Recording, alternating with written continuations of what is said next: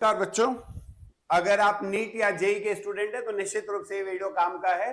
आप देखिएगा, हमने क्वेश्चंस की सीरीज स्टार्ट की थी और इसी सीरीज में ये एक बड़ा ही पॉपुलर सा क्वेश्चन है जो कि बच्चे बार बार पूछ रहे थे और उन्हें डिस्कस करना था कि सर ये सरफेस टेंशन जो 2025 में आया हुआ था उसको थोड़ा ढंग से एक्सप्लेन कर दो सर, उसी को समझा दो सर। और बड़ी दिक्कत है, वो क्वेश्चन तो सबको टेरिफाई किया था। तो आइए हम लोग इस बात को यहां देखते हैं। यहां पे बच्चों ये एक डायग्राम आपको दिखाई दे रहा है, y और x का फंक्शन है और यहाँ पे एक लिक्विड का कर्व दिया हुआ है जहां पे थीटा नॉट एंगल बन रहा है।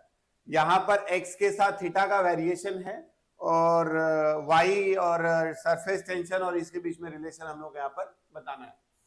तो सबसे पहले बच्चों थोड़ा सा कुछ बेसिक्स इसके लिए, ये क्वेश्चन थोड़ा सा अपर लाइन में था, थोड़ा नहीं काफी अपर लाइन में था, जिससे कि आपको ये बात समझनी पड़ेगी कि अगर कोई सिलेंड्रिकल सरफेस होता है, सिलेंड्रिकल मतलब कोई लॉन्ग पैटर्न पर लॉन्ग लंबी सी चीज है और कर्वेचर बन रहा है, बट वो सिलेंड्रिकल अरेंजमेंट है। जैसे आप किसी पेपर को लेकर मोड़ दीजिए, है ना, तो सिलेंडर जैसा बनेगा।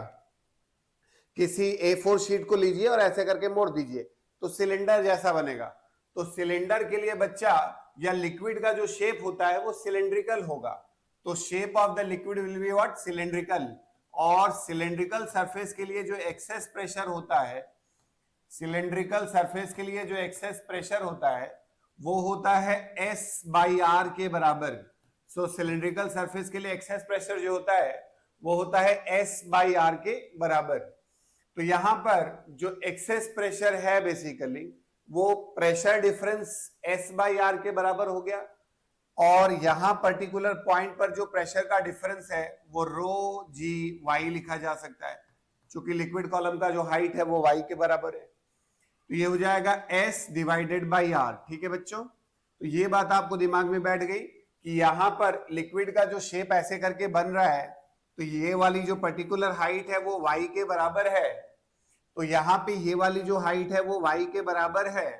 तो इस तरह से ये पार्ट y हो गया। तो यहां पर जो प्रेशर होगा वो ρg(y) और S/R के बराबर हो गया बच्चों। लेकिन रेडियस ऑफ कर्वेचर, ये जो r है ना, इसी को थोड़ा यहां हमें समझना पड़ेगा। तो मैं आपको बताता हूं बच्चा, जैसे अगर कोई भी कर्वेचर है, बहुत ध्यान से समझिएगा, अगर कोई भी कर्वेचर है जिसमें y x का फंक्शन है और कहीं पर भी मैं रेडियस ऑफ कर्वेचर निकालने की कोशिश कर रहा हूं, तो मान लो मैंने क्या करा कि यहां पर मुझे रेडियस ऑफ कर्वेचर निकालना है। तो यहां पर जो रेडियस ऑफ कर्वेचर होता है इट इज गिवन बाय एक फॉर्मूला है बच्चों, लोग थोड़ा अपर क्लासेस में पढ़ते हैं, जो लोग मैथमेटिक्स करते हैं वो लोग पढ़ते हैं। तो 1 प्लस dy/dx का whole square whole to the power 3/2 divided by second order differential coefficient d2y/dx2 है ना। तो 1 प्लस dy/dx का whole square whole to the power 3/2 divided by d2y/dx2। बच्चे पूछेंगे सर ये फॉर्मूला कहां से आया, तो ऐसे आता है, ये 1 plus tan square theta sec square theta होता है, सेक स्क्वायर थीटा का पावर 3/2, उसी को कन्वर्ट करते हैं तो ये रिजल्ट आता है। फिलहाल आपको दिमाग में रखना पड़ेगा, यहां पर ये जो क्वेश्चन है बच्चा, यहां पे दिया हुआ tan थीटा कि जो एंगल है वो बहुत क्लोज है, माने that is very negligible, and tan theta is that is dy/dx, but ये angle very close to zero है। तो वेरी क्लोज टू जीरो वाली क्वांटिटी नेग्लेक्टेड हो सकती है, तो जो quantity very close to zero होगी वो नेग्लेक्टेड होगी बच्चा। और जैसे ही ये नेग्लेक्टेड होगी r बराबर हो जाएगा यहां पर 1 प्लस अप्रोक्सीमेटली 0 मान लीजिए का होल स्क्वायर dy/dx का मतलब हो गया कोई slope of the tangent at that particular point. यहां पर जो स्लोप है बच्चा, यहां पर जो स्लोप है वो है dy/dx, और slope of the tangent that is very small angle, angle बहुत बड़ा नहीं है एज पर द क्वेश्चन। तो एंगल जब बहुत बड़ा नहीं तो एंगल बहुत छोटा हो जाएगा, इसलिए यहां पे क्या आ जाएगा बच्चा, d2y डिवाइडेड बाय dx2। तो हो गया 1/r। तो यहां से उठा के जैसे ही आप वो जो सर एक्सेस प्रेशर का फॉर्मूला था कि ρgy that is the excess pressure, excess pressure and that is equals to S by R. जैसे ही 1 बाई आर की वैल्यू आप रखोगे बच्चा, तो ये आर जो है ये 1 by D two Y by D x two उलट के ऊपर चला जाएगा। सो हो जाएगा rho ji y s into d two Y by, जैसे आर की वैल्यू यहां रखोगे तो ये टर्म ऊपर चला जाएगा। मैं ये कहने की कोशिश कर रहा हूं, है ना बच्चा। तो अब आपको अगर D two Y by D x two की वैल्यू रखनी है तो हो जाएगा rho ji Y by S. तो ये होना चाहिए आंसर बच्चा। तो D two Y by D x two should be equals to rho ji Y divided by S.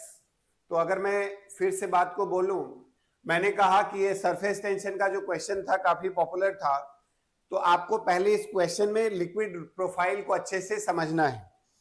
तो जैसे इस लिक्विड प्रोफाइल को समझेंगे तो ये लिक्विड कॉलम जो है वाई डायरेक्शन में जेड में आगे की तरफ है, ऐसे सोचिए जेड में अंदर लिक्विड है और लिक्विड ऐसे करके है, ठीक। तो ये एक सिलेंड्रिकल पार्ट बनेगा। इस सिलेंड्रिकल पार्ट पे जो भी एक्सेस प्रेशर है वो एस बाई आर के बराबर होगा। वहां पर एक्सेस प्रेशर को आप रो जी वाई लिख सकते हैं and that is equals to S by R. किसी भी पॉइंट पर जो रेडियस ऑफ कर्वेचर होता है वो आर के बराबर है बच्चों, और आर की value 1 plus D Y by D x का whole square whole to the power 3/2 हो गया, ये होता है। और d two Y by D x two, ये फॉर्मूला पता है नहीं है, चलिए कोई बात नहीं, जान लीजिए अब। तो 1 plus D Y by D x का होल स्क्वायर, लेकिन ये बोला गया कि ये वैल्यू बहुत नेग्लेजिबल है क्योंकि एंगल बहुत छोटा है, tan थीटा बहुत छोटा है, तो वेरी क्लोज टू जीरो में आप उसे नेग्लेक्ट कर जाएंगे। तो 1 बाई आर माने R is equals to 1 by D two Y by D x two. तो यहां से जैसे ही कवर होगा तो 1 बाई आर की जगह ये वैल्यू आ जाएगी बच्चों। यहां से हम लोग इस सॉल्यूशन को पा जाएंगे, है ना। तो ये क्वेश्चन यहाँ पे आपके लिए है, और भी क्वेश्चन है, तो चलिए हम लोग अगले क्वेश्चन को देखेंगे अगले पार्ट पर। Thank you. तो अगर आप नीट या जेई के स्टूडेंट हैं तो निश्चित रूप से ये वीडियो आपके बहुत काम का होने वाला है। और हमने यहाँ पर 2025 के जो पेपर है नीट का उसको डिस्कस करने का प्लान किया है। तो ऐसे जैसे भी क्वेश्चंस होंगे हम लोग उनको कंटिन्यू करेंगे, और मैं इन सारे क्वेश्चंस को एक्सप्लेन करते हुए बताऊंगा और सॉल्व करने की कोशिश करूंगा, जिससे कि कंसेप्चुअली आप इसको कनेक्ट कर सके। आइए जरा देखते हैं। यहां पर एक माइक्रोस्कोप है जिसका फोकल लेंथ 2 सेंटीमीटर, ऑब्जेक्टिव का फोकल लेंथ 2 सेंटीमीटर, आईपीस का focal length 4 centimetre, distance between the lens is as per that question that is 40 centimetre. So that is 40 centimeter, and least distance of clear is 25 centimeter. They are asking about the magnifying power, magnification of the microscope. बच्चों, तो magnification क्या होता है शायद आपको याद होगा। Magnifying power होता है V not by you not, और अगर least distance of clear vision पे है तो 1 plus D divided by f ई के बराबर होता है। ये फॉर्मूला बच्चा V not by you not into 1 plus इतना है। तो अब आपके पास क्या क्या अवेलेबल है वो देख लीजिए। आपके पास ये नहीं है तो इसे हम लोग क्या लिख सकते हैं, F नॉट, या इसे हम लोग ऐसे लिख सकते हैं कि यहां पर अगर हम लिखें तो V naught V by F minus F, it can also be written like this, और into 1 plus d by f e. ठीक है बच्चों, अब जरा ध्यान दो, अगर यहां पर एफओ की वैल्यू आप वीओ की वैल्यू निकाल लो तो रेस्ट ऑफ द डेटा आपके पास है। तो वीओ बच्चों कैसे निकालोगे, यूई आपके पास है यहां पर। तो अगर आप यूई की बात करेंगे तो 1 upon F E is equals to 1 upon VE minus of 1 upon UE, that is 4 centimetre. और ये least distance of clear vision पे बना हुआ है इमेज, तो माइनस एंड माइनस प्लस, ये क्या हो जाएगा बच्चों, UE। तो इस तरह से हो गया 1/4 plus 1/25 is equals to 1/UE। ठीक है बच्चों, तो ये होगा आपका कितना 29/100 का रेसिप्रोकल कर लीजिए सीधा, तो यहां से आपके पास UE की वैल्यू आ जाएगी और UE हो जाएगा कितना बच्चों 100/29। ये हो गया आपका कौन सा बच्चा UE के बराबर। ठीक, तो आपके पास UE आ गया है, तो UE आ गया अगर, तो यहां पर आपके पास है L बराबर V0 प्लस UE। तो L तो 40 है, 40 minus UE that is 100 divided by 29 that is V0। तो V0 की वैल्यू मैंने निकाल ली बच्चा, तो बस आप यहां जो एक्सप्रेशन था वहां रख दीजिए। तो कितना होगा बच्चा V0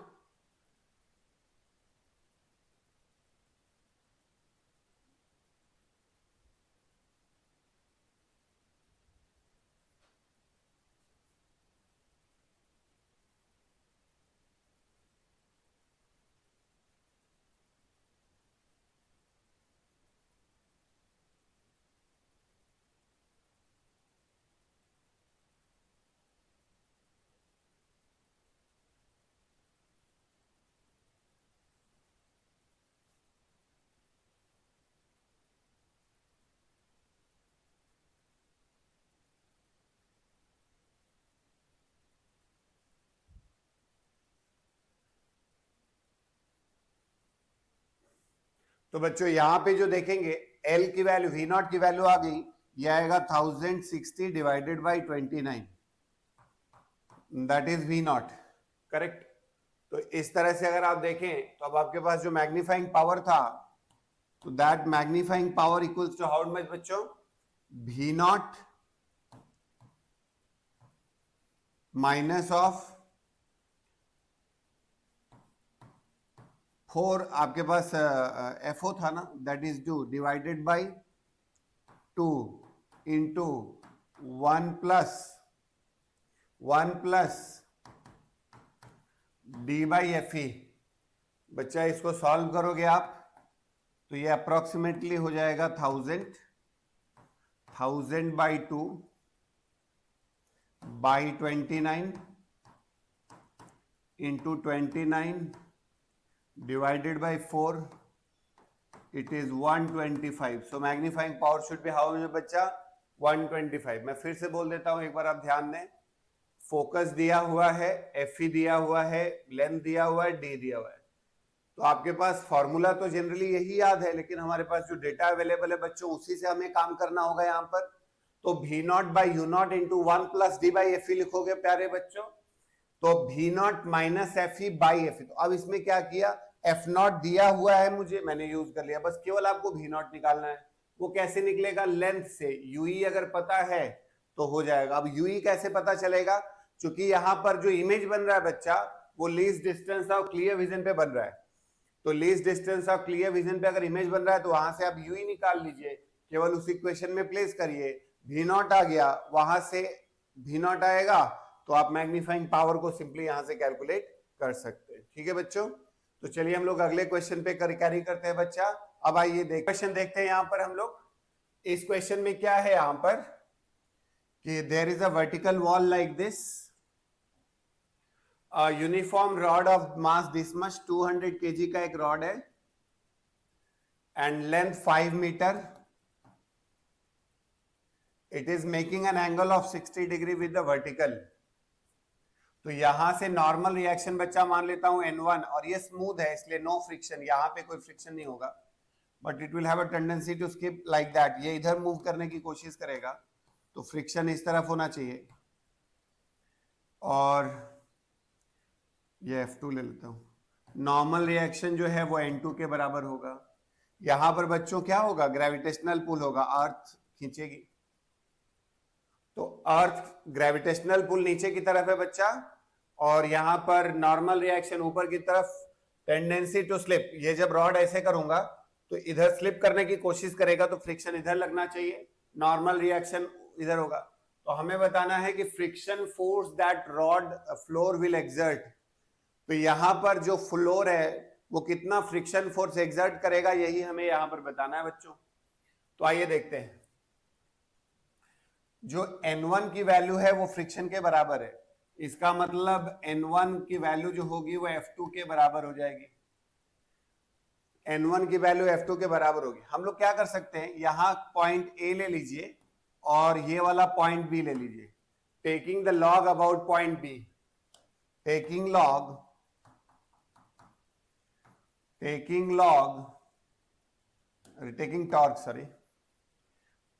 torque about point B. तो पॉइंट बी के अबाउट अगर आप टॉर्क लेंगे तो क्या होगा बच्चा, देखो जैसे ये रॉड है ना, इसके अबाउट टॉर्क लोगे तो ये इधर घुमाने की कोशिश करेगा N1, और ग्रेविटी, तो ग्रेविटी इधर खींचने की कोशिश करेगी और ये इधर, तो दोनों का टॉर्क बैलेंस होना चाहिए। बी के अबाउट टॉर्क क्या होगा, तो ये हो जाएगा कितना 30 डिग्री ना, तो this angle should be 30 degree. तो ये हो गया 5/2 और ये हो जाएगा 5/2 cos ऑफ 30, ठीक।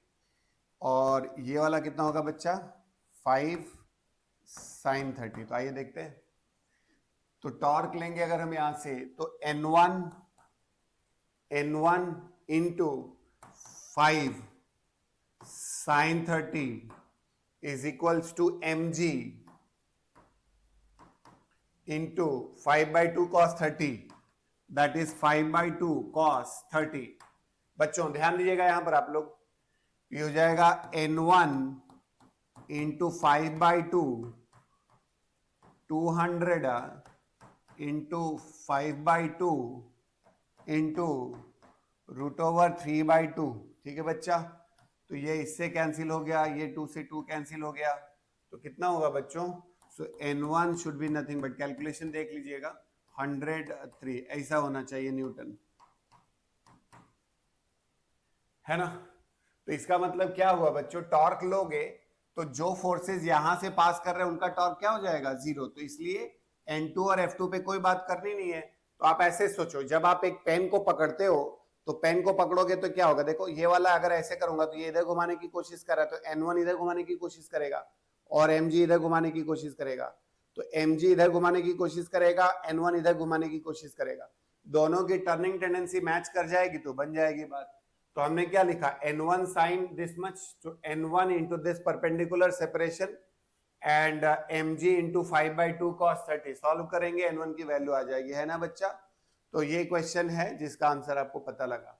तो बेस्ट पॉसिबल आंसर जो आपको दिख रहा है यहाँ से 100√3 हो जाएगा। तो ये है ना। तो आइए चलिए देखते हैं अगले। आइए बच्चों देखते हैं एक नया क्वेश्चन यहाँ पर, parallel plates of capacitor separation D, two slabs of different K1 and K2 thickness, this and that, are inserted between the plates of capacitor. The capacitors become 2 times when nothing is placed between them. तो K1 K2 का एक relation दिया हुआ है और हम लोग को यहाँ पर K1 निकालना है। तो क्या होगा बच्चा, ध्यान दें। तो सब में ये कहा जा रहा है कि पहले ये सिचुएशन है जब नथिंग इज प्लेस्ड, उसके बाद इसमें दो बातें ऐसी हो गई कि अलग अलग स्लैब ऐसे करके प्लेस कर दिया गया। तो हमको बताना है कि K का या K1 K2 का क्या वैल्यू होगा। That is 2 times of nothing is placed. तो नथिंग प्लेस्ड में क्या होता है बच्चा, epsilon not A by D, उसका दोगुना है कब, तो epsilon not A divided by T1 by K1, T1 by K1, T1 का मतलब 3D/8, तो 3D/8 ये हो जाएगा K1 प्लस दूसरा वाला हो गया D/2 K2, और इसके बाद बच्चा स्पेस बचेगा और वो हो जाएगा D/8 का वैल्यू, बिकॉज पूरा D था ना, D में 3D/8 ये हो गया और ये वाला पार्ट D/2 है, तो ये 1/8 होना चाहिए। तो ऐसा करेंगे तो ये एयर है, यहाँ पे K1, ये वाला पार्ट K2 और ये K बराबर 1 है ना, तो इसको 1 करके रख लिया, ठीक है बच्चा। तो जैसे इसको सॉल्व करोगे और D से D का कैंसिलेशन करोगे, तो आप जब यहाँ सॉल्व करिएगा, करने के बाद जो आ रहा है वैल्यू K2 की, वो आता है 2.66 या 67 मान लीजिए अप्रोक्सीमेटली, तो इट शुड कम अराउंड। आप इसको सॉल्व करेंगे तो ये वैल्यू आएगी, है ना। तो क्वेश्चन में क्या समझे बच्चा कि जब आप डाइलेक्ट्रिक स्लैब इंसर्ट करते हैं तो कैपेसिटेंस क्या होता है, तो epsilon not a by D हो गया वैक्यूम में, और एप्सिलॉन नॉट है T1 by K1 plus T2 by KT plus T3 by K3। तो K1 K2 तो है ऑलरेडी आपके पास, K1 का रिलेशन दिया हुआ है, तो K1 और K2 के बीच में एक रिलेशन है ऐसा, तो आप यहाँ जस्ट पुट करिए, वैल्यू निकालिए, ये कैलकुलेशन आ जाएगा, आप कैलकुलेशन कर सकते हैं, है ना। तो चलिए और अगला क्वेश्चन देखते हैं हम लोग बच्चों। यहाँ पर हम लोग देखते हैं एक नया क्वेश्चन, और इस नई बात को यहाँ पर हम लोग कंप्लीट करते हैं। इस क्वेश्चन में क्या है कि यहाँ पर एक सैंड बॉक्स है और sand bag is filled with, माने ये बैग जो है फिल किया गया, बट यहाँ से क्या हो रहा है ना बच्चों कि जो सैंड है वो कांस्टेंट रेट पर लीक कर रही है, मतलब हर टाइम पे अलग अलग मास होगा, इसलिए वो डिक्रीज हो रहा है। तो T बराबर 2 pi root over of m by K, है ना। तो m घटेगा तो टाइम घटेगा, और टाइम घटेगा तो बच्चों ओमेगा का वेरिएशन 2 पाई बाई टी होता है। तो अगर टाइम घटेगा तो ओमेगा यहां पर क्या होगा बेटा, बढ़ना चाहिए, तो omega should increase with time. तो अगर आप कहेंगे कि omega should increase with time, तो जो बेस्ट पॉसिबल ग्राफ है वो ऐसा करके कुछ दिख रहा है यहां पर। दूसरी बात जो एनर्जी की है बच्चा, energy is equals to half m omega square A square, या कुछ बच्चे इसको हाफ के ए स्क्वायर लिख सकते हैं। तो अब आपको ध्यान ये देना है कि एक पर्टिकुलर मास के लिए, because mass will be decreasing with time, this is very correct line. तो जहां से ही आप देखेंगे तो since energy is decreasing with time, so A has to decrease with time as well. तो या फिर ऐसे सोचोगे आप, तो ये भी सोच सकते हो इवन दो वो डिक्रीज कर रहा होगा, ये वैल्यू आप ध्यान से समझिएगा इस बात को, यहां थोड़ा आपको क्लैरिटी लेनी होगी। E must be decreasing with time, तो अगर आप यहां से डायरेक्ट देखते हैं तो 2a बाई के अगर करते हैं तो यहां से क्या होगा E, तो E is decreasing with time, so that amplitude be decrease with time. किसी बच्चे के दिमाग में ऐसे भी आ सकता है कि सर यहाँ तो m भी डिक्रीज कर रहा है, तो एक पर्टिकुलर इंस्टेंट पर m कांस्टेंट मान लो, एक पर्टिकुलर इंस्टेंट पर, और एक पर्टिकुलर इंस्टेंट पे एनर्जी भी कांस्टेंट है, और उस पर्टिकुलर इंस्टेंट के करस्पॉन्डिंग अगर ओमेगा बढ़ा होगा तो ए को घटना पड़ेगा, ऐसे भी समझ सकते हैं आप। एक पर्टिकुलर इंस्टेंट पर एनर्जी को अगर आप ई मान लें, पर्टिकुलर इंस्टेंट पे मास ये हो गया, तो अब आप जरा सोचिए कि पहले वाली वैल्यू के करस्पॉन्डिंग अगर ओमेगा बढ़ गया है तो ए को क्या होगा, घटना पड़ेगा। तो अगर कोई मास वाला पार्ट सोच लेता है तो ऐसे भी सोच सकता है, अदरवाइज यहां से क्या होगा, ट्वाइस ऑफ ई बाई के, तो ए को कम करेंगे तो ई घटेगा, या ई घट रहा है तो ए छोटा होगा बच्चों। तो इस तरह से जो बेस्ट पॉसिबल ग्राफ है ये, है ना। तो इसमें कौन सा बेस्ट पॉसिबल मैच कर रहा है वो देखते हैं हम लोग। तो यहाँ ओमेगा बढ़ रहा है टाइम के साथ और ये घट रहा है, तो इसका मतलब जो बेस्ट पॉसिबल है इट शुड बी देयर। समझ में आ रही बात को, जिसमें ओमेगा टाइम के साथ बढ़ रहा है और एम्पलीट्यूड टाइम के साथ घट रहा है। ठीक है बेटा, तो ये है यहाँ पर, और भी हम लोग क्वेश्चन को कंटिन्यू करते हैं। तो आइए देखते हैं अगला क्वेश्चन यहीं पर, है ना।